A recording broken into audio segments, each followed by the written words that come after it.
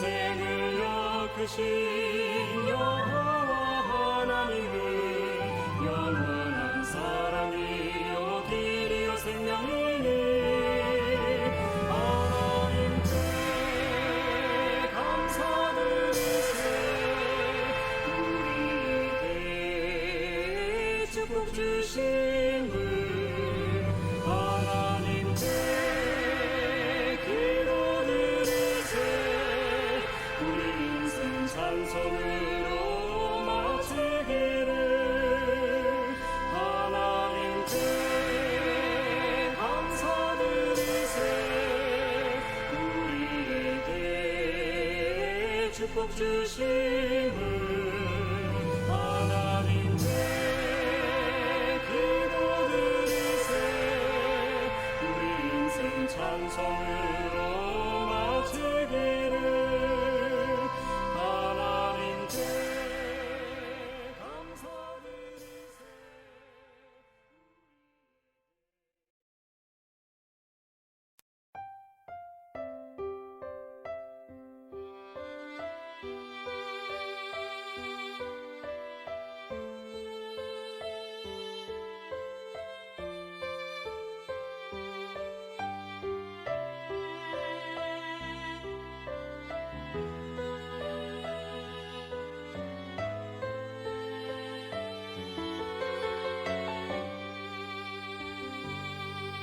세상 모든 죄악에 빠져 죽을 수밖에 없는 이 죄인, 주님 나를 사랑하시어 새 삶을 얻게 하셨네. 주님 그 사랑 너무 커. 나 다른 이에게 작은 사랑 나누었으나 주님 내게 더 큰 사랑 베풀어 주셨네. 주의 사랑을 나누는 우리는 환영제, 주의 사랑을 전하는 우리는 환영제. 세상 모든 사람들에게 사랑을 나누게 하소서.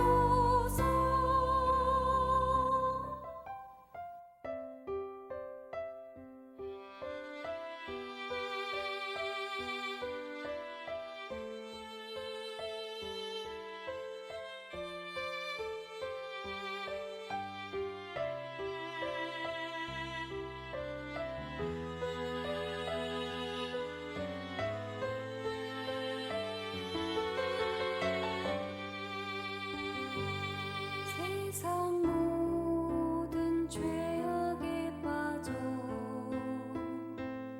죽을 수밖에 없는 이 죄인, 주님 나를 사랑하시어 새 삶을 얻게 하셨네. 주님 그 사랑 너무 커. 나 다른 이에게 작은 사랑 나누었으나 주님 내게 더 큰 사랑 베풀어 주셨네. 주의 사랑을 나누는 우리는 환영제, 주의 사랑을 전하는 우리는 환영제. 세상 모든 사람들에게 사랑을 나누게 하소서.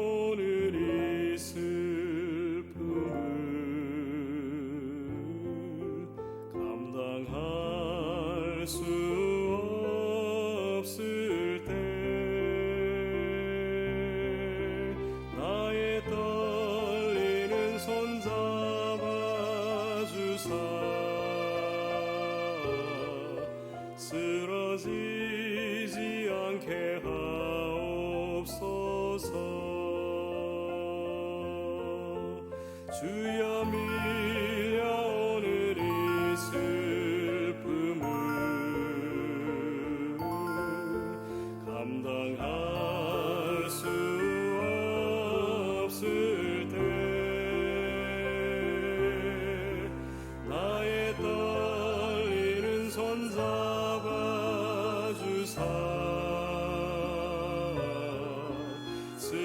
쓰러지지 않게 하옵소서.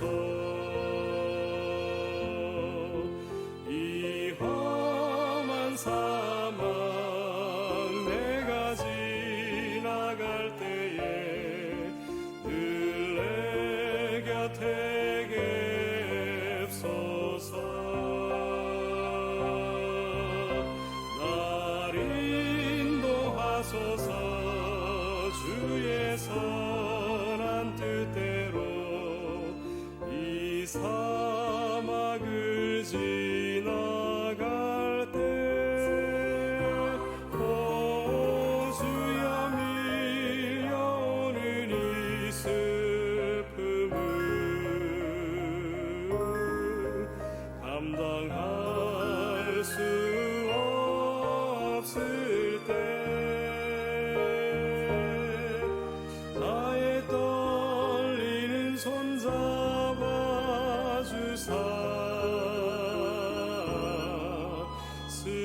쓰러지지 않게 하옵소서. 쓰러지지 않게 하옵소서. 나의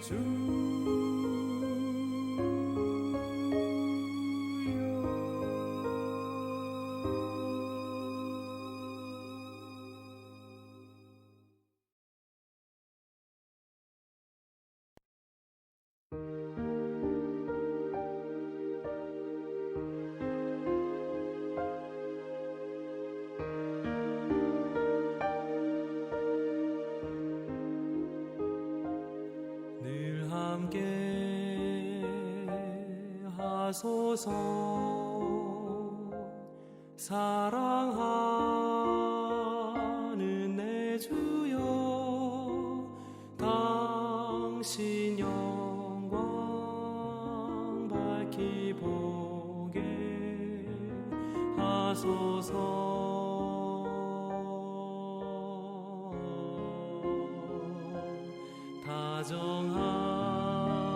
다정한 음성을 내게 들려주소서. 그 먼 옛날 갈릴리의 이야기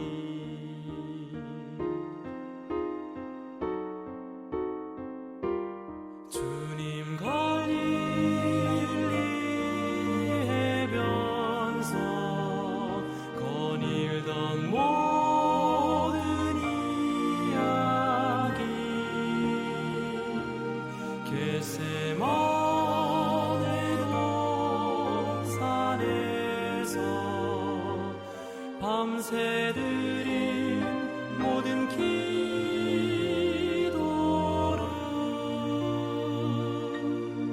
늘 함께 하소서. 169장 함께 부르시겠습니다. 169장.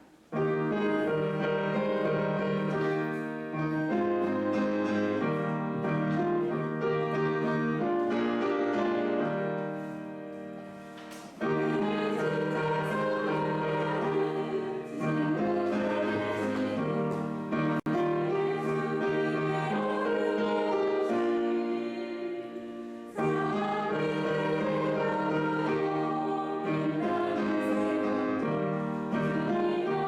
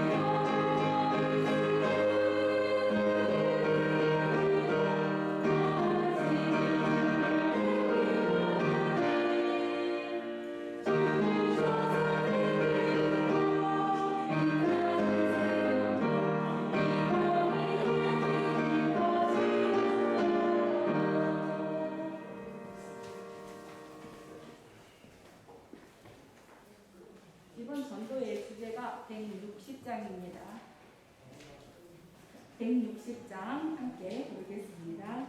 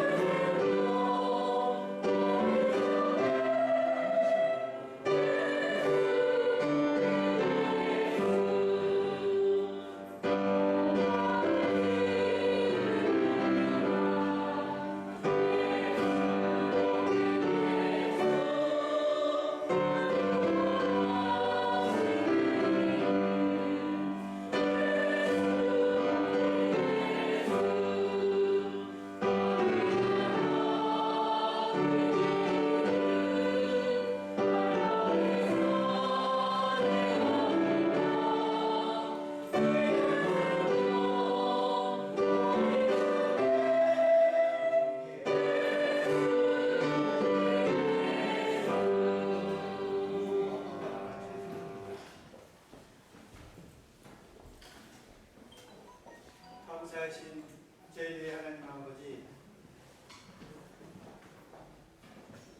비가 오는 우중이지만 하루를 마치고 특별히 전도에 나온 이름으로 이렇게 모여 주님 말씀을 듣게 되니 감사드립니다. 아멘. 코로나로 인하여 여러 가지 어렵고 힘들었지만 주님 말씀 속에 저희들이 살아가는 자부심을 가지고 중단되었던 전도회, 이번 기회에 많은 영혼들이 주님 말씀을 듣고 또 깨우치며 주님 가까이 나올 수 있도록 인도하여 주시옵소서. 특별히 이 시간 방송으로 아니면 저희들의 온라인으로 모든 순서가 주님 보기에 참으로 잘했다는 칭찬을 받을 수 있도록 인도하여 주시옵소서.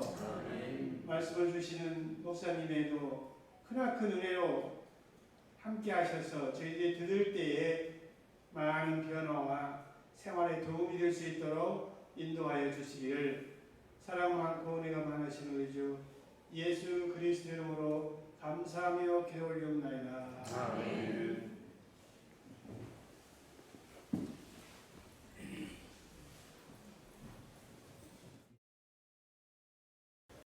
사일 동안 우리에게 귀한 말씀 주실 강사 목사님을 소개하겠습니다.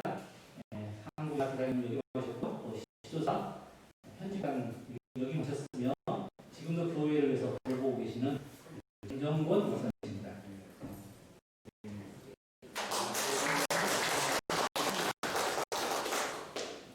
이번 주제가 예수 참된 희망을 말하다. 이 코로나 시대에 정말 이상기후를 위해서 저희가 지구의 이 어려움들 때문에 여러 가지 좀 우리를 무섭게 하고 두렵게 하는 마음들이 가서 정말 이번 한 주일 동안 말씀을 들으면서 위로와 희망을 보시는 여러분 같이가 되길 간절히 바랍니다. 영상으로 준비된 특별한 듣고 우리 강사 목사님의 귀한 말씀을 듣도록 하겠습니다.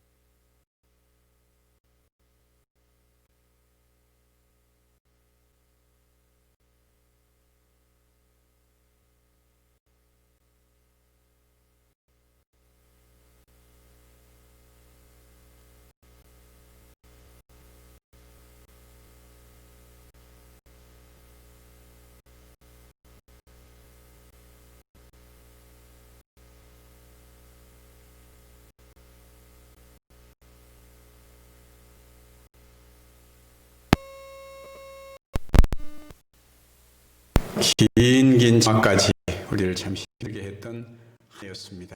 그러나 모두가 이렇게 건강하게 이 집회에 참석하게 될 수 있게 된 것에 대해서 감사하고, 또 이러한 위중한 시기에도 불구하고 여러분도 이 전도회를 준비하시고 또 오늘 이 첫 시간을 시작하게 된 것에 대해서 참으로 깊은 감사를 드립니다. 우리나라는 세계적으로 코로나에 대한 대응을 하는 데 있어서 1등 국가라고 그렇게 얘기를 하지요. 우리만 그러는 게 아니라 세계 여러 나라에서 한국은 코로나 대응의 1등이다, 그렇게 자타가 공유하고 있습니다. 그럼에도 불구하고 우리나라에서 지난 1년 동안 거의 400여 명이 코로나로 목숨을 잃었습니다. 지금 유럽의 프랑스는 통행 금지가 6시 이후에는 통행 금지가 돼 있고요. 왜냐하면 하루에 거의 10,000여 명이 넘는 발생자가 생기기 때문에 정말 심각한 상태에 있습니다. 우리는 이 코로나를 겪으면서 과거 어느 때보다도 죽음이라는 문제, 죽음이 이렇게 쉽게 바로 우리 곁에 다가올 수 있겠구나 하는 생각을 하게 되었습니다. 우리가 종교를 찾는 두 가지 이유가 있습니다. 왜 사람들은 신앙을 찾는가? 그 중에 첫 번째가 뭔가 하면은 우리는 죽음을 이길 수 없다는 것입니다. 우리가 별스러운 방법을 다 하고 있고 여러 가지 의학이 발달되고 과학이 발전되고 있지만 아직 아무도 죽음을 극복할 수는 없습니다. 인간은 죽는다고 하는 것이죠. 그것으로 하여금 더 나은 생명의 길을 찾게 되는 이유인 것입니다. 오늘 우리는 예수 그리스도에 대해서 좀 말씀을 드리려고 합니다. 이 화면이 잘 안 넘어가는데 조금 도와주세요. 여기. 우리는 세상을 살아가면서 가장 중요한 것이 만남이라고 그렇게 얘기를 합니다. 누구나 다 행복하기를 원하는데 이 사람이 행복하게 된 가장 중요한 원인이 내가 누구를 만나는 것입니다. 하버드 대학에서 발표한 연구가 여기 나와 있는데요. 그저 잠깐 우리가 우리에게 우리 인생에 가장 중요한 영향을 미치는 사람들을 좀 생각해 볼 수 있습니다. 부모를 잘 만난 사람은 태어나자마자 그만 인생이 환하게 열린 사람들이 얼마든지 있어요. 그러나 가난하고 또 여러 가지 어려움 가운데서 태어난 사람들에게는 인생이 그만큼 힘들고 어려운 것이지요. 정말로 좋은 부모, 자녀들을 위해서는 무엇인지 할 수 있는 그런 부모를 만난 사람은 이미 인생이 거의 절반 이상이 행복한 것입니다. 그 다음에 또 우리 인생 행복을 결정하는 또 중요한 다른 만남은 어떤 만남이 있습니까? 남자들은 누구를 잘 만나야 합니까? 아내를 잘 만나요. 어떤 분이 그런 얘기를 해요. 남자들은 치마 셋을 잘 만나야 행복하다는 것입니다. 첫 번째 치마는 누구 치마일까요? 엄마를 잘 만나야 됩니다. 엄마가 다 자식을 사랑하지만 어떤 엄마는 그냥 아이만 낳아놓고 맨날 밍크 코트 입고 유럽에 갔다가 어디 갔다가 이렇게 하는 사람도 있지만 어떤 엄마는 가난하지만 정말 자녀들을 위해서 그의 모든 것을 다 바치는 그런 엄마가 있습니다. 그런 엄마를 만난 사람은 벌써 인생이 행복한 것이죠. 두 번째 치마는 누구 치마를 잘 만나야 돼요? 아내를 잘 만나야 됩니다. 이 아내를 잘못 만나면 맨날 카드빚 갚느라고 아무것도 못하고 그만 인생이 아주 힘들게 되는 경우가 많습니다. 그 아내를 잘 만난 사람은 비록 생활이 어려울지라도 나는 우리 가정을 이 세상에서 가장 행복한 가정으로 만들어야 되겠다고 그렇게 굳게 결심한 아내를 만난 사람은 벌써 인생이 아주 행복한 것입니다. 그 다음에 세 번째 치마는 누구 치마를 잘 만나야 할까요?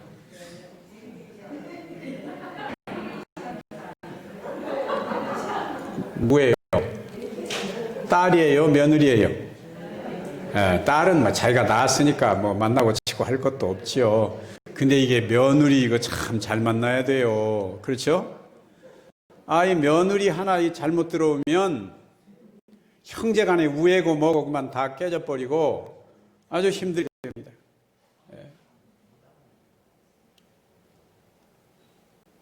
이 며느리 하나 잘못 들어오면 시어머니, 시아버지를 아주 우습게 알아요. 아주 무시하고. 그래서 며느리를 잘 만나야 됩니다. 근데 이 며느리를 잘 만난다는 게 이게 또 쉬운 일이 아닌 것 같아요. 그렇죠? 저도 뭐 아이가 있습니다만은 이 아들이 똑똑한 아들을 두면 며느리도 거의 틀림없이 어떤 며느리가 들어와요? 아주 똑똑한 며느리가 들어와요. 근데 이 똑똑한 며느리가 늘 문제인 것 같아요. 그렇죠?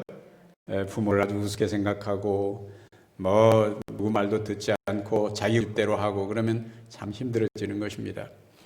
여자분들은 바지셋을 잘 만나야 행복하다고 그래요. 그렇죠? 첫 번째 바지는 누구 바지를 잘 만나야 돼요? 아버지 바지를 잘 만나야 돼요.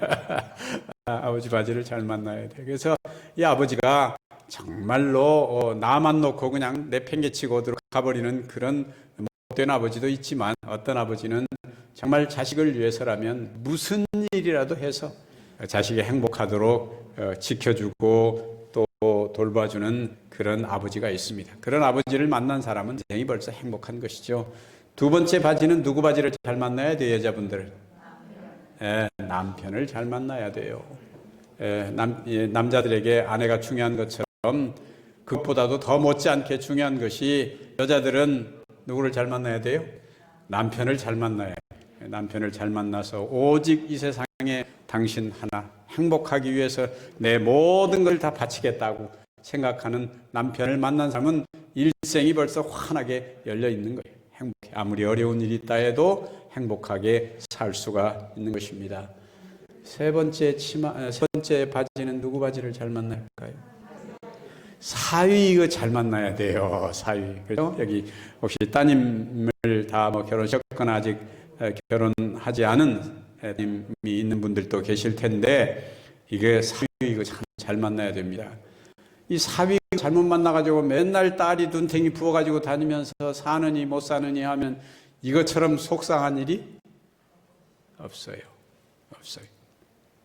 다시 말하면 인생의 모든 것은 사람을 어떻게 누구를 만나느냐에 따라서 거기 달려있다는 것이지요. 우리는 이런 부모 또는 배우자, 사위나 며느리 이 말도 친구도 잘 만나야 합니까? 그래서 어렸을 때부터 우리 엄마 아빠들이 늘 자식들 보고 뭐라고 그래요? 친구 잘 사귀어라. 나쁜 친구 사귀면 나쁜 길로 간다. 두말할 것도 없죠. 그 다음에 선생님도 잘 만나야 합니까? 선생님을 잘 만나서 인생이 환하게 열린 사람 우리 예를 들기로 하면 한없이 많아요. 그렇죠? 미국의 유명한 헬렌 켈러가 설리반 선생님을 만나서 보지도 듣지도 말하지도 못하는 사람이 세상에 유명한 사람이 될 수 있었던 것은 바로 설리반이라는 한 선생님을 만나서 그렇게 되었습니다. 역사적으로 이런 예는 수없이 많이 있는 것입니다. 그런데 인생의 정말 중요한 만남 중에 하나는 그런 인간적인 만남 못지않게 정말 중요한 것은 신앙의 대상을 잘 만나는 것입니다. 세상에는 이 신앙의 대상을 잘못 정해가지고 패가 망신한 사람들이 수없이 많이 있어요. 무슨 꽃을 들고 팔러 다니는 사람도 있고 별의별 사람들이 다 있지요. 신앙은 우리 일생 동안 내 모든 것을 의지하고 맡기는 대상이기 때문에 그 대상을 잘 만나야 하는 것입니다. 오늘은 그 신앙의 대상으로서 예수 그리스도에 대한 문제를 좀 말씀드리려고 합니다. 이 하버드 대학교의 인생 성장 보고서로 알려진 이 베일러트라고 하는 사람이 행복의 조건이라고 하는 책을 썼어요. 이것은 이 하버드 대학에서 수십 년 동안 어떤 사람이 행복하게 되는가, 어떤 사람이 인생의 진정한 행복을 누리는가에 대해서 연구를 한 보고서입니다. 근데 여기에 무슨 얘기가 나와 있는가 하면 모든 사람들을 보면 47세 이전에, 잘 들으세요, 47세 이전에 그가 어떤 인간관계, 다시 말하면 어떤 사람을 만나서 살아왔는가가 그의 인생의 행복을 결정한다, 그런 것입니다.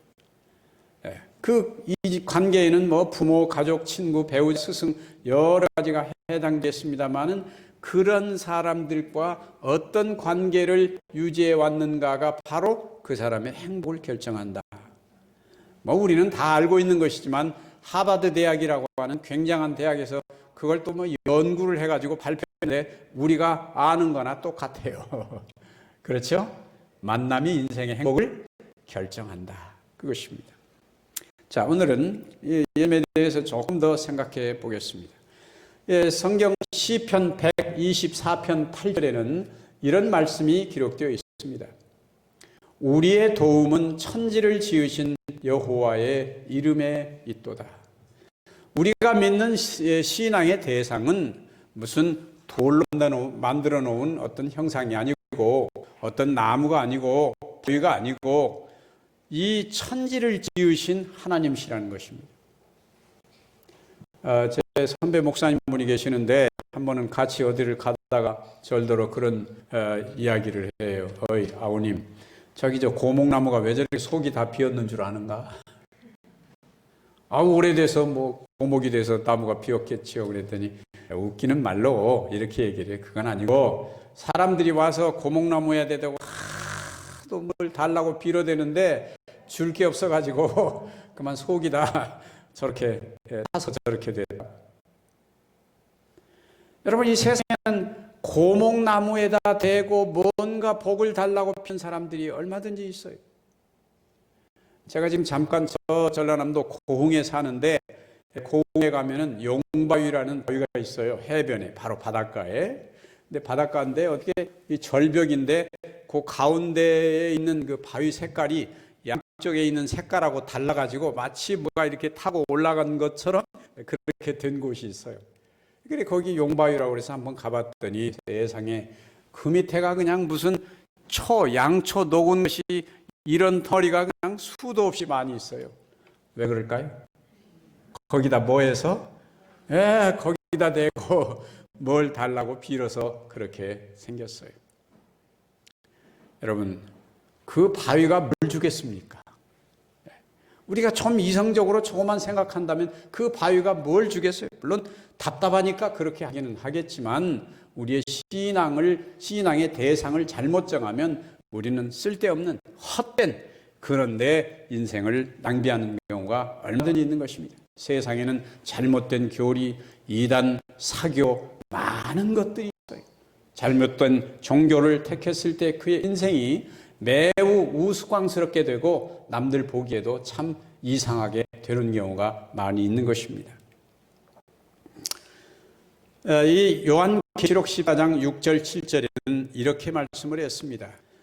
그가 큰 음성으로 가로되 하나님을 두려워하며 그에게 영광을 돌리라.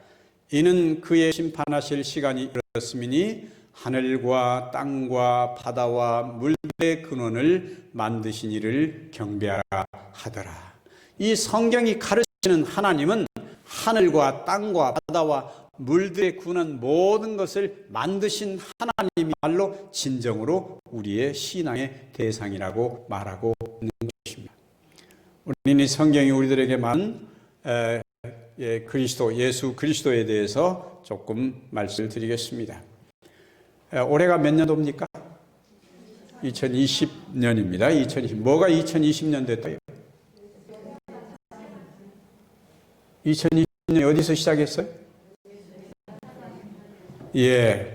예수 그리스도께서 세상에 탄생하신 그 해로부터 2020년이 되었다는 것입니다.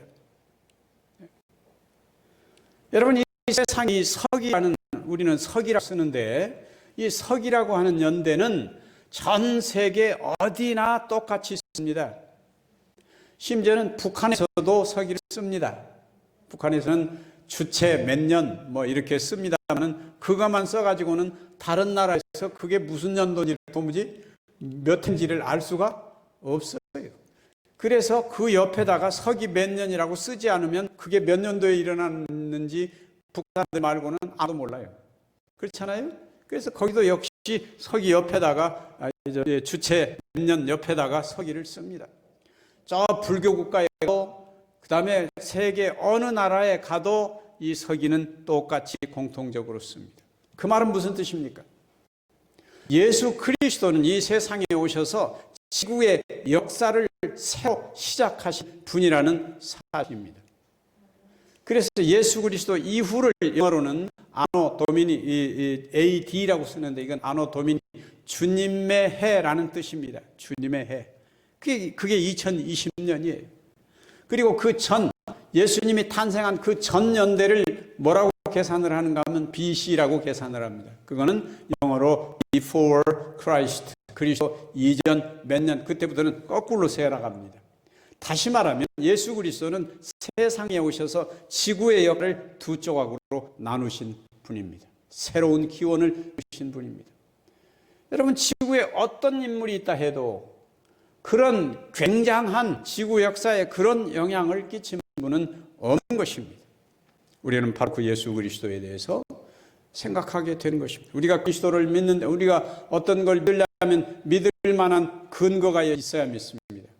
여러분, 땅을 살려면 우리가 우선 뭐부터 봐야 됩니까? 땅 문서를 봐야 돼요. 그렇죠? 땅을 살려면 등기 등본을 봐야 되는데 그 등기 등본에는 그 토지 대장이라든지 이런 게 있어요. 근데 거기에는 토지 소유주 누구라는 게 나와 있습니다. 그렇죠? 근데 그것만 보고 사면은 안 돼요. 왜? 어떻게 확인을 해야 돼요? 지금 나하고 이 땅을 팔려고 하는 사람이 바로 여기 나와 있는 이 등기 등본에 나와 있는 이 사람이고 또 이 사람 주민등록증하고 이거하고 되니까 이 사람이 틀림없이 그 사람이라는 것을 확인해야만 우리가 이 사람이 이 소유주가 틀림없다는 것을 믿을 수가 있는 것입니다. 성경도 마찬가지입니다. 우리가 예수 그리스도를 믿으려면 믿을 만한 근거가 있어야 믿는 것입니다. 이 세상에 제일로 어려운 것 중에 하나는 뭔가 하면 아무리 봐도 사기꾼 같은데 그 사람을 믿으라고 하면 믿어져요? 안 믿어져요? 안 믿어져요. 어떤 사람이 나한테 와가지고 형, 내가 이 좀 어려운 사정이 있는데 나 돈 100만 원만 빌려주시오. 근데 아무리 봐도 갚아줄 것 같아요? 안 갚아줄 것 같아요? 안 갚아줄 것 같아요. 그렇잖아요? 그 안 갚아줄 것 같은 사람에게 우리가 그 사람을 믿고 돈을 빌려준다는 것이 어려운 것처럼 뭔가 근거가 있어야 한다 이 말이에요. 예수 그리스도를 믿는 데는 확실한 근거가 있어야 합니다. 근데 이 구약 성경에는 이 세상에 태어나실 예수 그리스도에 대한 예언들이 가득 차 있습니다. 많은 예언들이. 이 세상에 구세주가 오시면 바로 이렇게 오실 것이라는 것이 어떨 때는 700년 전에 어떤 때 1000년 전에 예언되어 있어요.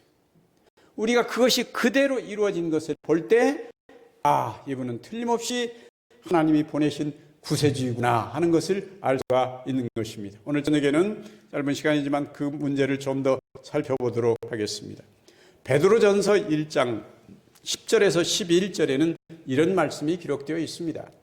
이 구원에 대하여는 너희에게 임할 은혜를 예언하던 선지자들이 연구하고 부지런히 살펴서 자기 속에 계신 그리스도의 영이 그 받으실 고난과 후에 얻으실 영광을 미리 증거하여 어느 시 어떠한 때를 지시하시는지 상고하니라. 옛날에 1901년에 우리나라가 최초로 저 하와이의 사탕수수밭에 이민을 보냈어요. 사람들을 이민을 보냈습니다. 많은 사람들이 그때 1년에 한 달에 $85씩 받는다고 하는 그거를 듣고 하와이에 이민을 갔습니다. 그래서 하와이에 이민 간 사람들이 굉장히 많아요. 한 7천여 명이 하와이에 이민을 갔습니다. 근데 거기 가 보니까 문제가 생겼어요. 거기가 다 아저씨들만 간 게 아니라 총각들도 많이 갔어요. 근데 거기 가 보니까 시간이 흐르면 살면서 장가를 가야 되겠는데 결혼할 처녀가 없는 것입니다. 그거 어떻게 해야 되겠어요? 어디서 데려와야 되겠어요? 고국에 데려와야 돼요. 근데 이제 이 조선, 당신 조선이죠. 1901년이니까. 조선에서 이제 사람을 데려와야 되는데 왔다 갔다 할 수도 없고, 그때는 한번 가면은 뭐 온다는 건 어려운 일이기 때문에 참 어려운 일이었어요. 그래서 대개 뭘로 서로 연락을 하는 거, 편지로 연락을 하고 그때 찍은 사진으로 보내주십니다. 이런 사람이다. 근데 문제는 나중에 보니까 이제 사람이 왔어요. 오면은 누군지를 알아야 할 거 아니에요. 근데 그때 흑산이 아주 하도 형편이 없어가지고 도대체 어떤 게 그 여자인지 알 수가 없는 것입니다. 배에서 그냥 수십 명이 내리는데 도대체 어떤 여자가 내가 그 얘기하던 그 여자인지 알 수가 없는 거예요. 그럼 어떻게 해야 되겠어요? 여기 우리 처녀가 한번 얘기해 보세요. 어떻게 하면 되세요? 편지나 아니면 내가 이렇게 하고 가겠다는 여기다 뭔가 표시를 미리서 얘기를 해야 되겠죠. 내가 여기다가 뭐 장미꽃을 꽂고 간다든지 머리에다가 뭘 붙이고 간다든지 그렇게 하면 금방 찾을 수가 있겠죠. 그래가지고 그 기록에 보면 나중에는 하도 그냥 복잡해 못 찾아가지고 그냥 아무나 만난 사람하고 거기서 결혼한 사람도 있는 거예요. 이렇게 되면 이게 보통 문제가 아니잖아요. 우리가 다른 것은 혹 그렇게 할 수 있지만 우리의 신앙의 대상만은 그렇게 해서는 안 된다는 것이죠. 완벽해야 된다는 것이죠. 그래서 하나님께서는 이 성경 가운데 우리가 하나님의 아들 구세주를 믿을 수 있는 가장 확실한 증거를 주셨습니다. 성경은 그리스도의 신원, 예수 그리스도께서 오시면 이렇게 오실 것이다 하고 확인을 해주고 있습니다. 예수님은 거의 1000년 전에 어머니가 정해져 있었어요. 이런 어머니에게서 태어날 것이다 하는 게 성경 가운데 기록되어 있습니다. 이사야서 7장 14절에는 이렇게 말씀을 했습니다. 제가 한번 읽어드릴게요. 그러므로 주께서 친히 징조로 너희에게 주실 것이라. 보라, 처녀가 잉태하여 아들을 낳을 것이요 그 이름을 임마누엘이라 하리라. 임마누엘이라는 말은 우리 히브리어에서 하나님이 우리와 함께 계시다, 그런 말씀입니다. 근데 이게 거의 한 700년 전에 예언되어 있어요. 구세주가 오시면 처녀에게서 태어날 것이다. 여러분, 90살 먹은 할머니가 애를 낳는 게 쉬울까요? 아니면 처녀가 저 혼자 애를 낳는 게 쉬울까요? 어느 게 쉽겠어요?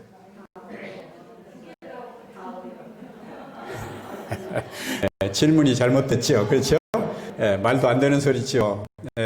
왜냐하면 사람에게는 생리라고 하는 게 있는데 90살 먹은 할머니가 아기를 낳는다는 것은 뭐 요새 과학이 아무리 발달해서도 거의 불가능한 일입니다. 그리고 처녀가 저 혼자 아이를 낳는 것도 불가능한 일입니다. 있을 수 없는 일이에요. 그런데 성경에 그렇게 예언되어 있어요. 700년 전에. 그런데 바로 이 세상에 단 한 분, 예수 그리스도가 그렇게 태어나셨다고 기록되어 있습니다.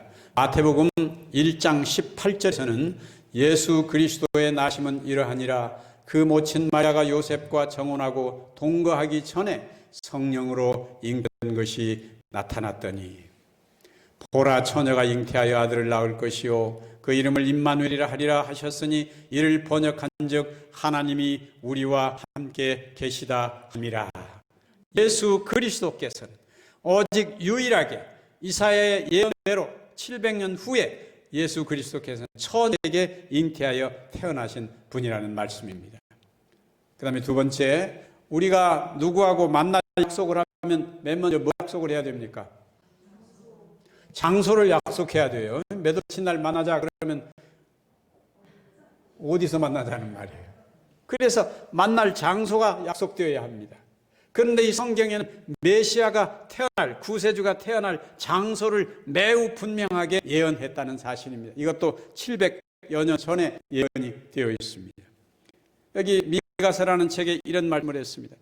베들레헴 에브라다야 너는 유다 족속 중에 작을지라도 이스라엘을 다스릴 자가 네게서 내게로 나올 것이라. 그의 근본은 상고의 태초에니라. 그는 원래 저 태초에부터 계시는 분인데 그분이 태어날 때가 어디냐면 베들레헴 에브라다라는 곳입니다. 예수께서 어디에서 태어나셨습니까? 베들레헴에서 태어나셨습니다. 근데 여기 참 이상한 말이 하나 더 붙어 있어요. 베들레헴 에브라다야 너는 유다 족속 중에 작을지라도 이스라엘을 다스릴 자가 네게서 내게로 나올 것이라. 그래서 왜 여기 베들레헴이라고 하면 되는데 왜 베들레헴 에브라다야라고 했을까? 학자들이 연구를 깊이 해보니까 이스라엘 나라에 베들레헴이라는 데가 두 군데가 있어요. 두 군데. 그러니까 이 두 군데인데 어느 쪽 베들레헴인지 착오를 일으킬 수 있잖아요. 그래서 여기 아주 분명하게 에브라다 또는 에브랏이라고도 합니다. 에브랏에 있는 에브랏 구에 있는 에브랏 면에 있는 베들레헴이라는 마을, 말하자면 그것입니다. 그렇게 거기서 태어날 것이라고 700년 전에 예언되어 있다는 사실입니다. 너무나 정확하지 않습니까? 네.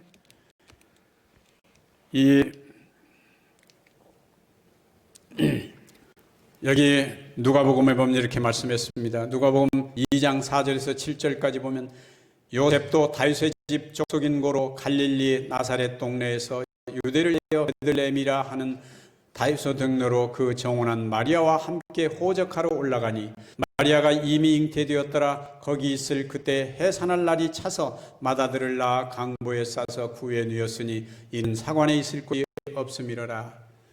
예수 그리스도께서 저 나사렛이라고 하는 예루살렘, 그 예루살렘부터 한 120km 떨어진 먼 곳입니다. 우리로 말하면 한 300리쯤 떨어진 곳이에요.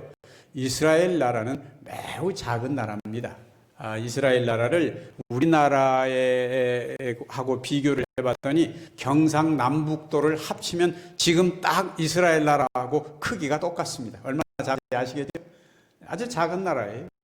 그래서 저 북쪽 꼭 거의 꼭위에 있는 나사렛에서 이 마리아와 요셉이 살았습니다. 예수님의 어머니 마리아 거기 살았어요. 그런데 그때 마침 온 유대 나라 전체가 호적을 하라는 명령이 내렸어요. 황제로부터. 왜냐하면 인두세, 세금 걷기 위해서 다 호적을 하라. 그 전까지는 호적이 없었던 모양이에요.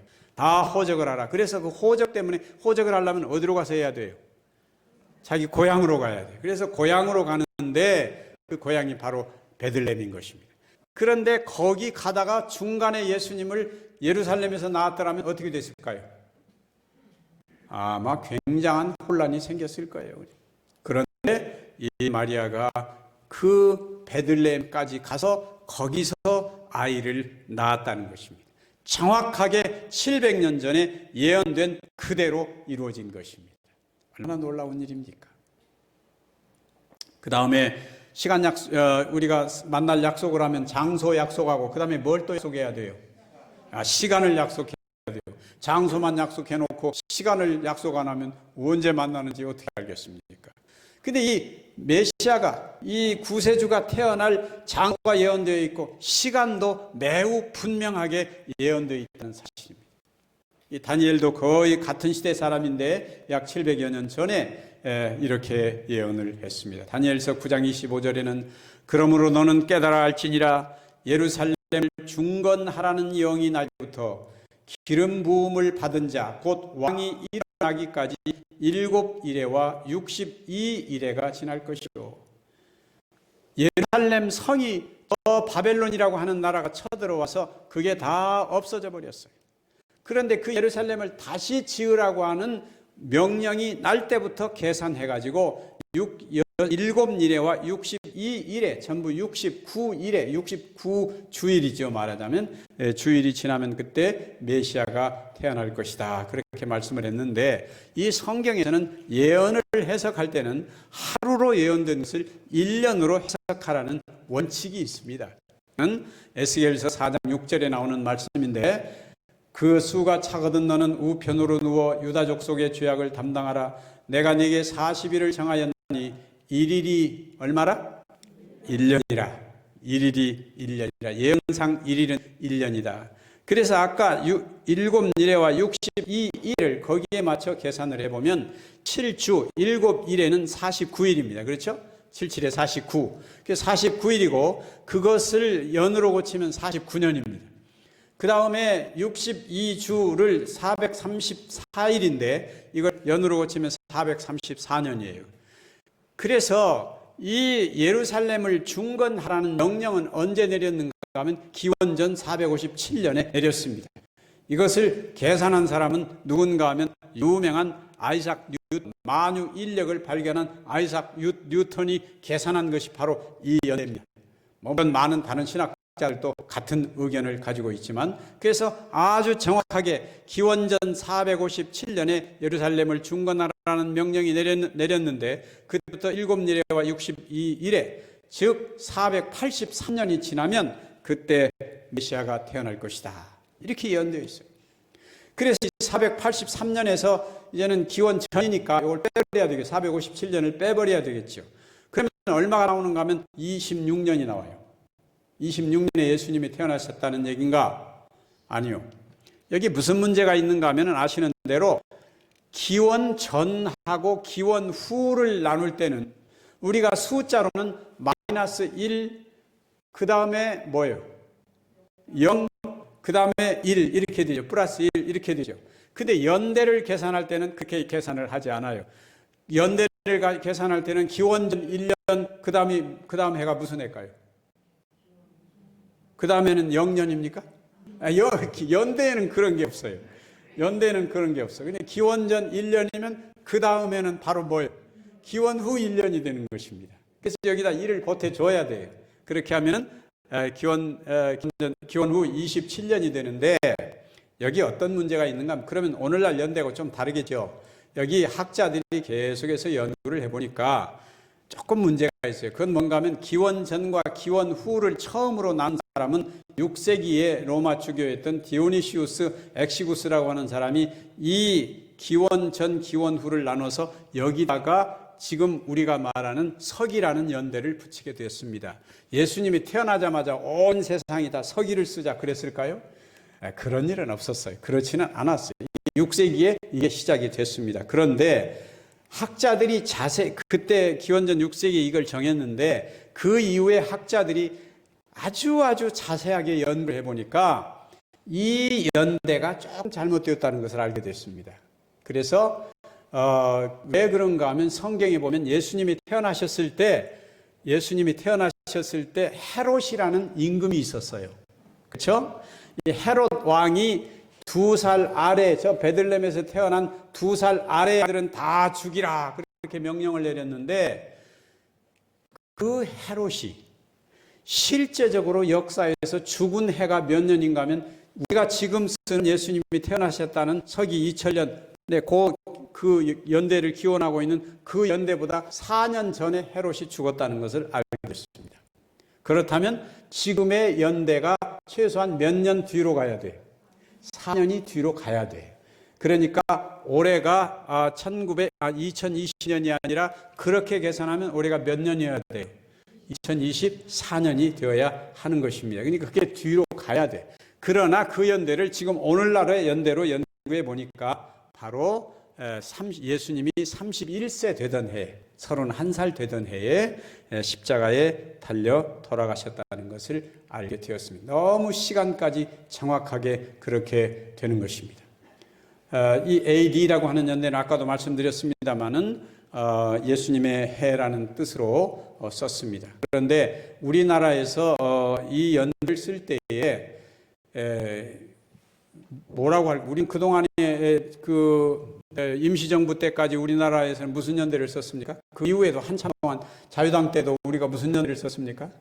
단기라는 걸 썼어요. 단기 4,300 몇 년 그걸 썼어요. 근데 그거를 쓰다 보니까 다른 나라에서 도대체 이게 무슨 해인지를 알 수가 없는 것입니다. 대한민국에서 쓰는 단기를 미국이나 다른 데서는 이게 도대체 언제 이런 일이 일어났다는 걸 알 수가 없어요. 그래서 이걸 이렇게 해가지고는 안 되겠다 해가지고 1962년에 그 국가재건 최고회의 박정희 대통령 때에 그거를 고쳤습니다. 고쳐서 1964년 1월 1일, 우리로 말하면 1964년 1월 1일인데 그때 단기로 뭐 몇 년이었는데 그걸 서기로 고치면서 우리가 지금 이 연도로 고쳐서 쓰게 된 것입니다. 그러면서 이 서기라고 하는 말을 쓰게 된 것은 뭐라고 쓸까? 주님의 해? 우리나라에서는 다 기독교 국가가 아니기 때문에 주님의 해라고 쓰기도 곤란하고 뭐라고 써야 되나 연구를 하다가 그 국가재건 최고회의에서 연구한 곁에 이게 서양 역사의 기원이 된 해다 그래서 서기라고 쓰게 된 것입니다. 아시겠죠? 그러나 그것은 바로 예수 그리스도의 탄생을 말하는 것입니다. 이 성경에는 예수 그리스도께서 죽으실 것, 어떻게 죽으실 것까지도 정확하게 예언되어 있다는 사실입니다. 너무너무 정확하게. 이사야에서 보면 이런 말씀이 있어요. 이사야서 53장 5절에 보면 그가 찔림은 우리의 허물을 인함이요 그가 상함은 우리의 죄악을 인함이라. 그가 징계를 받음으로 우리가 평화를 누리고 그가 채찍에 맞음으로 우리가 나음을 입었도다. 예수님이 다 벌거벗은 채로 십자가에 달려서 채찍 맞고 또 창에 찔리고 그 다음에 십자가에 못 박혀 돌아가신 것이 마치 비디오로 찍은 것처럼 거의 800년 전에 예수님 태어나시기 800여 년 전에 그대로 예언되어 있다는 사실입니다. 여기 이렇게 말씀해서 이사야 53장 8절에는 그가 곤욕과 신문을 당하고 끌려갔으니 그 세대 중에 누가 생각하기를 그가 산자의 땅에서 끊어짐은 마땅히 형벌받을 내 백성의 허물을 인함이라 하였으리요. 그 시절에 어떻게 이런 예언을 했겠습니까? 그런데 바로 예수 그리스도께서 세상에 오셔서 그렇게 꼭 그대로 돌아가셨어요. 그 예수님이 돌아가시는 모습을 보고 누가 저분이 이 백성의 허물을 대신해서 돌아가신다고 누가 그걸 알겠느냐 하는 말까지도 예언되어 있어요. 800년 전에. 그는 멸시를 받아서 사람에게 실어버리가 되었으며 간을 많이 겪었으며 진료를 아는 자라 마치 사람에게 얼굴을 가리우고 보지 않음을 받는 자 같아서 멸시를 당하였고 우리도 그를 귀히 여기지 아니하였도다. 바로 예수님 돌아가실 때 그런 모습으로 돌아가실 것을 예언했습니다. 또 예수님이 계시기 1000년 전에 시편이라고 하는 시편 22편에는 이렇게 말씀을 했습니다. 저희가 나를 주목하여 보고 내 겉옷을 나누며 속옷을 제비 뽑을 것이다. 예수님이 돌아가실 때 사람들이 예수님의 겉옷을 찢어서 나누어 가지고 속옷을 제비 뽑아 가지고 갈 것까지 1000년 전에 예언이 되어 있다는 사실입니다. 요한복음에서는 이렇게 말씀했습니다. 요한복음 19장 24절에서는 군병들이 서로 말하되 이것을 찢지 말고 누가 얻나 제비 뽑자 하니 이는 성경에 저희가 내 옷을 나누고 내 옷을 제비 뽑나이다 한 것을 막게 하려 하여 응하게 하려 하여 그것이 이루어지도록 하게 하기 위해서 그렇게 됐다. 누가 짜고 했겠습니까? 그것이 그대로 이루어졌다 이 말입니다. 1000년 전에 예언한 것이 이루어진 것입니다. 그 다음에 예수님의 이 몸과 옆구리에 창으로 찔리시고 못을 박히실 것까지 1000년 전에 예언되어 있습니다. 시편 22편 16절에 이렇게 말했습니다. 개들이 나를 에워쌌으며 악한 무리가 나를 둘러 내 수족을 찔렀나이다. 최근에 예루살렘에서 발견된 그 어떤 무덤이 하나 있어요. 무덤. 근데 그 무덤이 거의 예수님 당시 예수님이 계시던 지금으로부터 2000년 전에 묻힌 그런 사람의 시체였습니다. 6월이었어요. 근데 거기 매우 이상한 것이 있어요. 그게 뭔가 하면 이 사람의 이 다리, 이 복숭아뼈 있는 데가 뭔가로 찔린 상처가 있는 것입니다. 뼈가 부스러져 있어요. 그것이 바로 누군가 하면 십자가에 못 박혀 죽은 사람의 시체입니다. 예수님이라는 말이 아니고 그 당시에 수많은 로마가 이 유대 나라를 다스리고 있을 때 통치하고 있을 때 조금만 비위에 거슬리면 그냥 십자가에 못 박아 죽이는 것이 로마의 형벌 제도였어요. 어떨 때는 수백 명이 죽은 기록이 있어요. 십자가에 못 박혀 죽은 기록이 있습니다.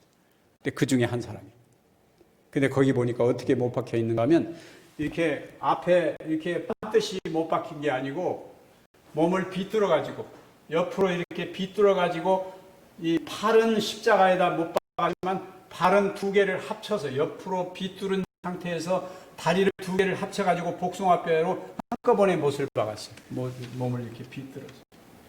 예수님도 거의 그렇게 돌아가셨을 가능성이 아주 많은 것입니다. 근데 여기 말하기를 내 수족을 일렀나이다.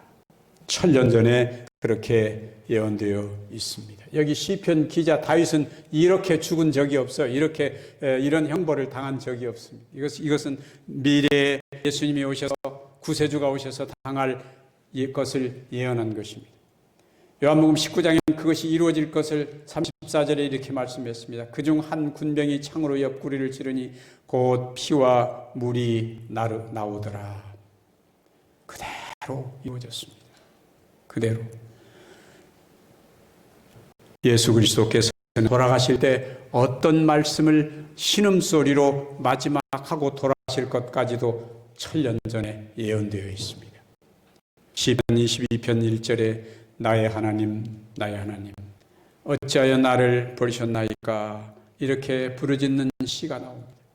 그런데 바로 예수 그리스도께서 돌아가실 때 마태복음 17장 46절 보면 제9시쯤에 예수께서 크게 소리질러 가라사대 엘리 엘리 라마 사박다니. 이건 아람어인데 아람어로 되어 있는 이건 나의 하나님 나의 하나님 어찌하여 나를 버리시나이까. 7년 전에 예언된 그대로 이루고 돌아가셨다는 사실입니다. 여러분 한번 생각해 보세요. 어떤 사람이 태어나서 어떻게 할 것이 예언되어 있는데 그 중에 100개 중에 90개만 맞으면 그 사람이 진짜입니까? 아니요. 우리는 그 사람. 예. 미국의 역대 대통령들이 점을 잘 치는 사람들이 많이 있었어요. 예. 레이건 대통령 부인이 특별히 점을 많이 쳤습니다. 근데 그때 그 사람이 그 가서 점치던 점쟁이가 얼마나 잘 맞추는가 하면 60%를 맞춰요. 레이건 대통령 부부가 쏙 빠졌던 그 점쟁이가 60%를 맞춰요. 60%. 대단합니까? 믿을만 합니까? 60% 맞으면? 여기 성경에 말씀하신 그리스도의 예언은 60%가 아니고 70%도 아니고 90%도 아니고 몇 퍼센트? 100%. 100%. 그것도 1, 2년 전에 몇 달 전에 예언한 것이 아니라 700년 전에 1000년 전에 예언한 것이 100% 그대로 다 이루어졌다는 사실입니다. 예수 그리스도는 정말 믿음이 없어도 믿을 수 있는 분입니다. 너무너무 확실한 근거가 있기 때문에.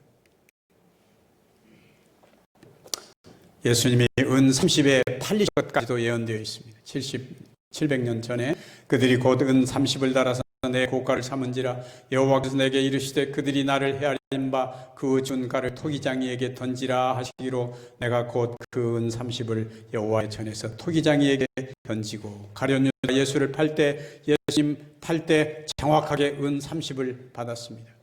그리고 나서 이 예수님이 이 가룟 유다는 예수님이 그렇게 돌아가실 줄을 몰랐어요. 그 포승을 다 풀고 벌떡 일어나서 야 이 버러지 같은 놈들아 나 누군 줄 아느냐 하고 소리를 지르고 일어나실 줄 알았어요. 근데 그 예수가 그대로 십자가에 못 박혀 죽게 되는 것을 보고 채찍에 맞는 것을 보고 이 가룟 유다가 너무 양심이 가택이 돼서 자기가 받은 돈 은돈 30냥을 저 밭에다 토기장이라는 것은 그 옹기장을 말하는 거예요. 옹기 그릇 굽는 사람, 그 흙을 파서 옹기 굽는 그 사람 밭에 던졌어요. 근데 정확하게 700년 전에 그것이 그대로 예언되어 있다는 사실입니다.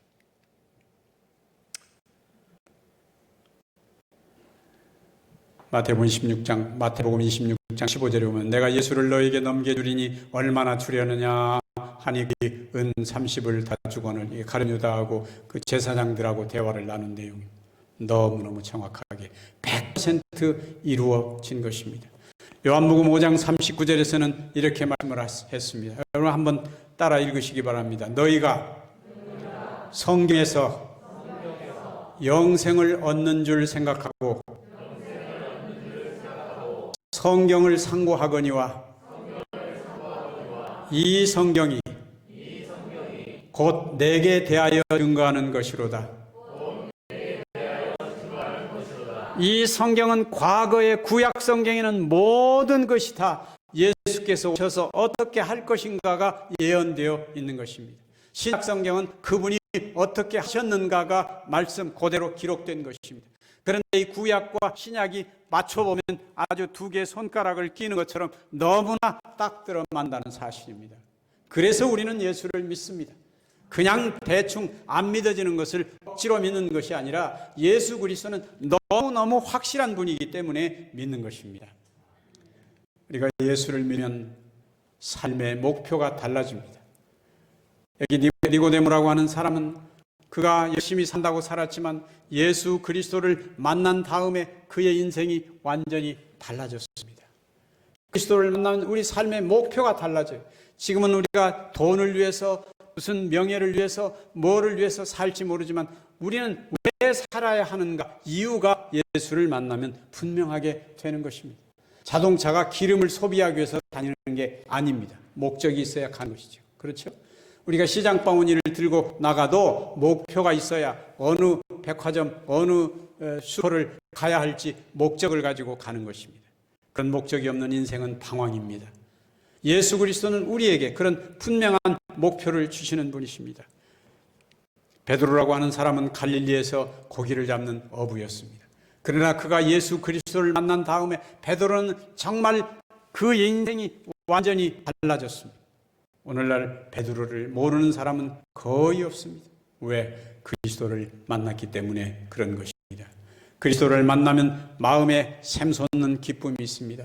절망과 좌절, 죽음에 대한 공포, 이 세상에 많은 것이 있지만 그리스도를 만나면 그 모든 것이 희망으로 바꾸어지는 것입니다. 예수 그리스도를 만나면 절망에서, 좌절과 절망에서 벗어날 수가 있습니다. 우리는 끊임없이 죽음의 공포에, 병의 공포에 끊임없이 시달리고 있습니다. 그러나 그리스도께서는 그것을 극복할 영원한 희망을 말씀해 주시는 것입니다. 내일 밤에는 우리가 바로 참된 희망이 있어야 행복합니다 라는 주제로 말씀을 드릴 것입니다. 우리에게 정말 희망은 무엇입니까? 이것저것 다 생각해봐도 세상에는 정말 희망하는 게 별로 없습니다. 우리가 앞으로 남은 우리의 인생에 희망이라는 것은 별로 없습니다. 그러나 예수 그리스도께서는 어떤 것에도 흔들리지 않는 희망을 우리에게 주시는 것입니다. 그리스도를 만나면 참된 위로를 찾을 수 있습니다. 우리는 외롭고 두렵고 쓸쓸하고 불행하고 초조하고 그렇습니다. 그러나 그리스도를 만나면 그분은 여러분의 영원한 아버지처럼 친구처럼 여러분을 위로해 주실 것입니다. 그리스도를 만나게 되시기를 바랍니다. 삶의 희망과 기쁨이 생깁니다. 다른 것은 만나지 못합니다. 우리가 혹 남편은 잘못 만나고 자식은 잘못 두어서 속이 썩고 며느리를 잘못 두어서 속이 상하고 뭐 여러 가지 이유가 있을 수 있겠습니다만은 여러분은 그 모든 것 넘어서 여러분의 구세주는 바로 만나셔야 됩니다.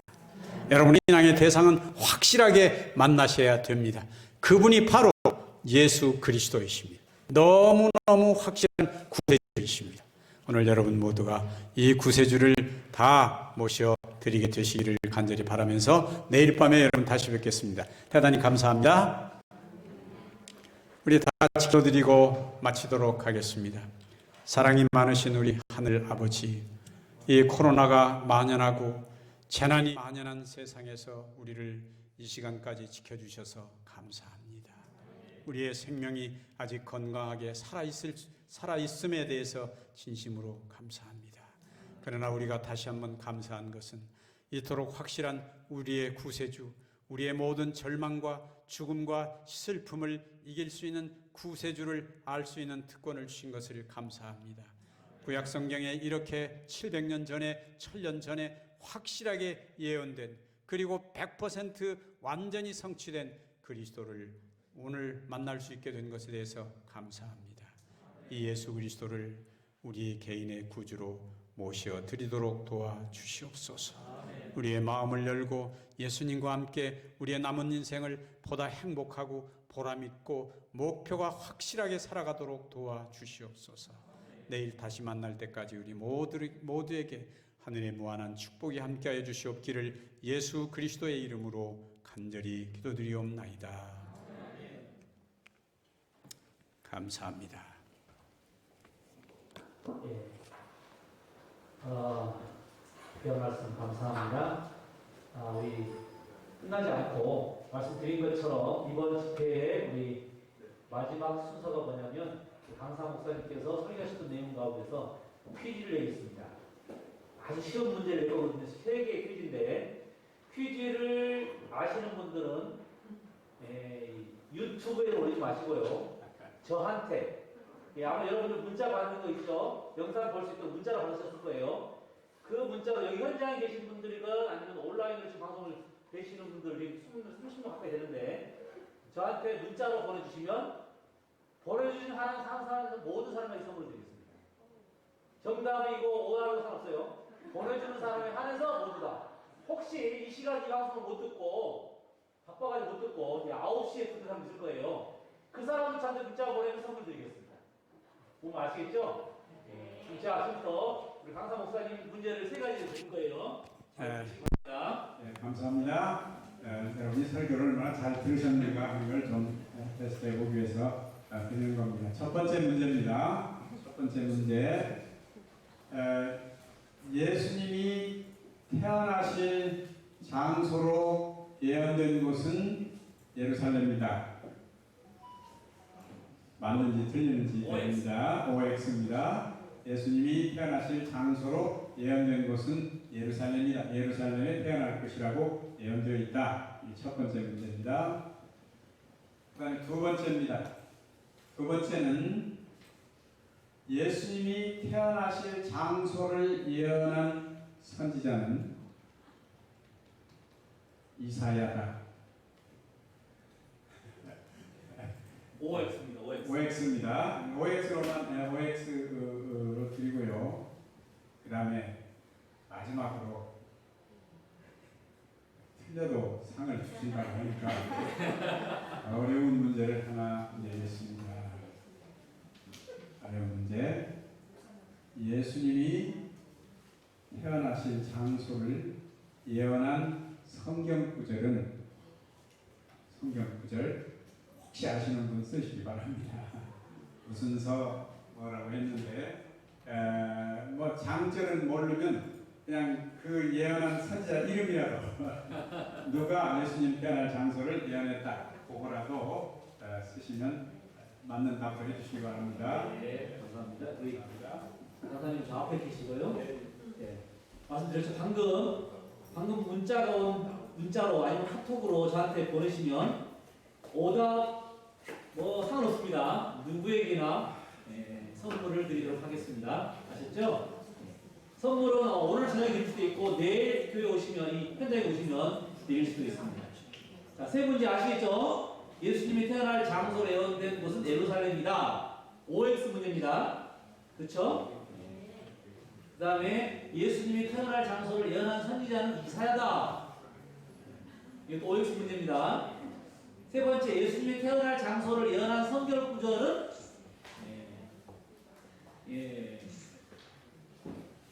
미음으로 시작합니다. 미음. 그래서 힌트드리고 오답 정도 상관없습니다. 혹시 나중에 방송 보내신 분도 상관없습니다. 내일 집회 전까지만 방송 문자로 주시면 선물을 내일 준비해서 드리도록 하겠습니다. 네, 감사합니다.